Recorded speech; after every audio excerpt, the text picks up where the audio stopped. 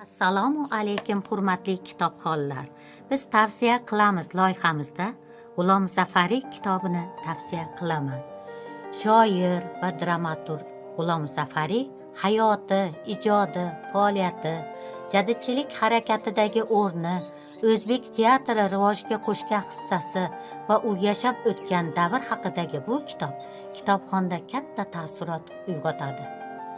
Kitobdan G'ulom Safariy ijodi bo'yicha chuqur ilmiy izlanishlar olib borgan adabiyotshunos Olim Usmonov tadqiqotlari, shuningdek akademik Naim Karimov, tarix fanlari bo'yicha falsafa doktori Bahrom Isayevlarni G'ulom Safariy haqidagi risola va maqolalari joy olgan.